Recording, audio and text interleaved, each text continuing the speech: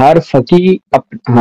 اپنے کو عالم سمجھتا ہے، تو میں نے اس کو اس طرح سمجھا کہ فقہا کو دوسرے فقی کے عالم ہونے کا پتہ نہیں ہوتا یا وہ مطمئن نہیں ہوتے، اس لیے وہ فقط اپنے علم پر بھروسہ کرتے ہیں۔ تو اس ضمن میں کہنا یہ تھا کہ فقی کے پاس اتنا وقت نہیں ہوتا کہ وہ اپنے درس و تدریس اور تحقیق کو چھوڑ کر کسی دوسرے فقی کے درس سے خارج میں جانے کا وقت نہیں ہوتا، اس لیے پتہ بھی نہیں ہوتا کہ کیا کوئی ایسی صورت نکل سکتی ہے کہ جس میں مشہور فقہا کی آپس میں علمی محافل رکھی جائیں۔ آج کل تو آن لائن بہت ہے اس میں۔ دیکھیں کنسیپٹ کیا آپ کے لیے واضح نہیں ہو سکا، جو ہم بتانا چاہ رہے تھے وہ بالکل واضح نہیں ہوا۔ آپ دوبارہ کیا توجہ فرمائیں گے کہ فقہا کو ایک دوسرے کے نظریات کا اور دلائل کا بخوبی علم ہوتا ہے، اور باقاعدہ کیا ہے وہ ایک دوسرے سے اپنے جو دلائل ہیں وہ شیئر کرتے ہیں، اور اتنی ابحاث ہو کے، اور کچھ دلائل کچھ مبانی ایسے ہیں کہ جو باقاعدہ بن چکے ہیں، کوئی نیا مبنی کیا نہیں آیا، انہی کے اندر کیا ہوتی ہے بحث ہوتی ہے۔ بعض کا ہاں کوئی ایک نئی دلیل آتی ہے، اس میں فرض کریں کہ ایک مورد میں 2 روایتیں ہیں، تو 2 روایتوں میں سے ایک روایت کو کیوں ترجیح دی جائے گی، اس کی ترجیح کی کچھ وجوہات ہیں، 5-6 وجوہات ہیں، وہی کیا چل رہی ہیں۔ فقہا کو ایک دوسرے کے مبانی،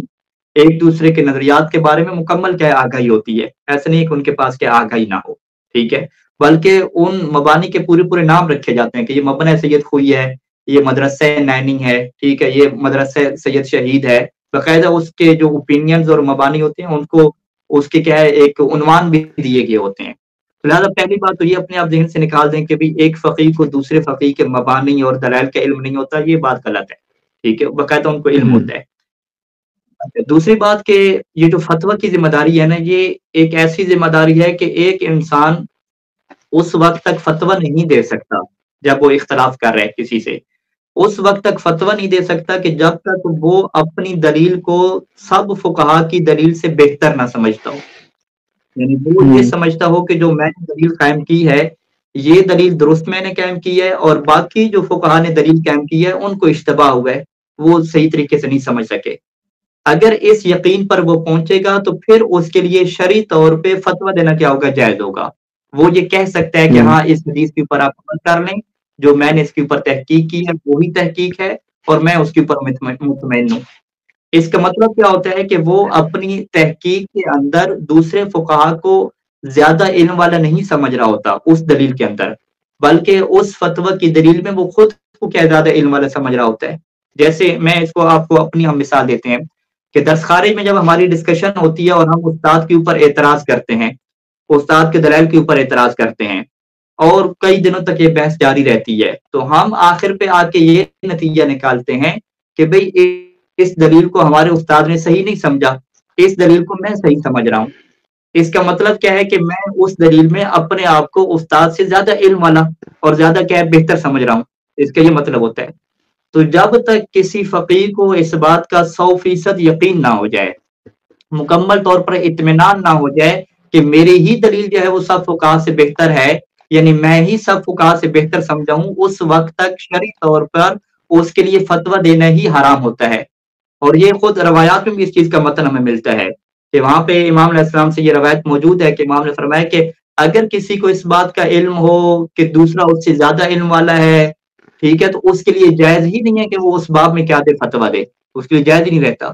تو لہٰذا جو فقیہ بھی اپنا رسالہ عملیہ لکھتا ہے، فتویٰ کی کتاب لکھتا ہے، تحقیق پیش کرتا ہے، تحقیق پیش کرنے کا مطلب یہ ہے کہ وہ باقی فقہا کی تحقیقات کو نہیں مانتا۔ ان کی تحقیقات کو نہ ماننے کا مطلب یہ ہے کہ وہ اپنی تحقیق میں خود کو سب سے کیا سمجھتا ہے، بہتر سمجھتا ہے۔ لیکن یہ کوئی تکبر نہیں ہے، اس سے آپ یہ نہیں کہہ سکتے وہ بڑا تکبر ہو گیا، نہیں، پھر بھی وہ واللہ العالم لگاتا ہے، وہ کہتا ہے کہ اللہ کو بہتر پتہ ہے، لیکن میرے لیے ابھی حجت کیا ہے کہ جو مجھے سمجھ آئی ہے، جس کے اوپر کیا مجھے یقین ہوا، ٹھیک ہے۔ تو لہٰذا پہلا نقطہ آپ کی گفتگو میں ہم کیا رکھیں گے کہ تمام فقہا کو ایک دوسرے کے دلائل کا بخوبی علم ہوتا ہے، اور ان کو وہ باریک نکات بھی ہوتے ہیں کہ اس نے یہ دلیل کہاں سے پکڑی ہوگی اور کیسے پکڑی ہوگی، یہ بات۔ لہٰذا کوئی فقیہ دوسرے فقیہ کے دلائل سے اور اس کے مبانی سے جاہل نہیں ہوتا۔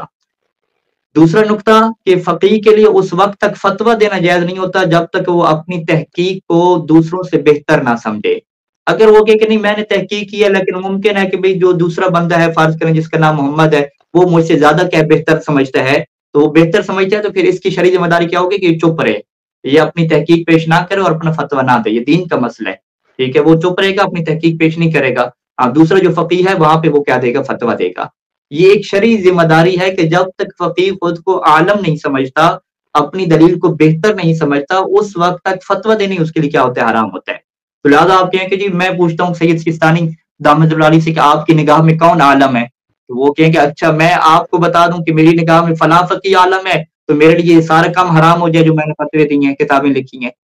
ٹھیک ہے، تو یہ انتہائی کیا ہے، ہم اسے کیا کہتے ہیں؟ معصومانہ سوال کہتے ہیں، بچگانہ کیا سوال کہتے ہیں کہ آپ فقیر سے یہ پوچھ رہے ہیں کہ آپ کی نگاہ میں جو ہے وہ عالم کون ہے، جبکہ وہ رسالہ عملیہ لکھ کے دلائل دے کے بتا چکا ہے کہ میں نے جو دلائل دی ہیں وہ سب سے کیا بہتر ہیں.